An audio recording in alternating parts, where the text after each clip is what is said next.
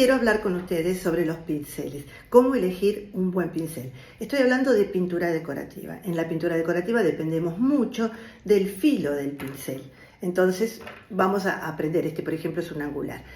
Acá tenemos un chato. También él aplica lo mismo que les voy a explicar para un lengua de gato y para cualquiera de los pinceles redondos que tengamos. O sea que presten atención para ver qué es lo que hay que tener en cuenta al momento de elegir. La explicación la voy a dar con un pincel grande, solo a los efectos, vamos a poner estos, a los efectos de que se aprecie mejor en la cámara.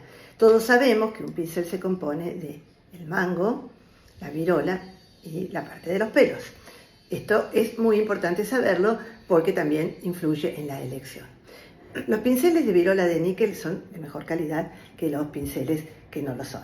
El mango, por supuesto, siempre debe estar esmaltado y además debe figurar la numeración de él mismo. Y ahora vamos a hacer toda una consideración sobre cómo elegir. ¿Por qué hablo de pintura decorativa? Porque en la pintura decorativa todos dependemos mucho del filo del pincel y de la cantidad de pelos que ellos tienen. Y hay una explicación de por qué es importante.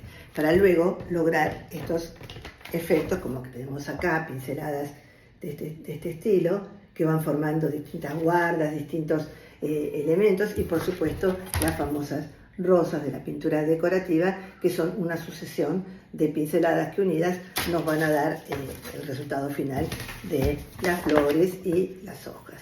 Para lograr eso necesitamos un filo perfecto en nuestro pincel. ¿Cómo sabemos si un pincel tiene un buen filo? Esto es lo que vamos a hablar ahora. La virola es la que sostiene por un lado el mango y por el otro lado los pelos del pincel. Al sujetar en este sector los pelos del pincel, se produce si el pincel tiene buena carga de pelos, que es lo que necesitamos para trabajar bien, se produce entre la virola y los pelos una pancita, es decir, los pelos al estar apretados hacen como una pancita acá. Lo que es malo para nosotros es bueno para los pinceles tener un poco de pancita. Entonces, para saber, para reconocer bien esta característica, lo que vamos a hacer es, estos dos deditos los vamos a pasar entre la virola sin hacer fuerza, simplemente apoyando los dedos y hacemos este paso. Y ahí vamos a sentir, si sentimos un salto muy grande entre la virola y los pelos, no tiene suficiente cantidad de pelos para trabajar bien. Cuando vemos al pasar los dedos de esta forma que el pincel tiene su pancita, es que tiene una muy buena carga de pelos.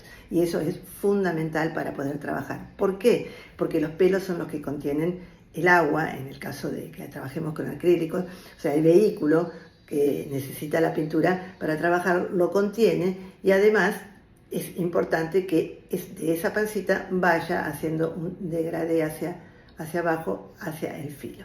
Como también vamos a agarrar otro pincel. Acá ocurre lo mismo, se produce el salto, siento la pancita y luego baja, en este caso es un angular.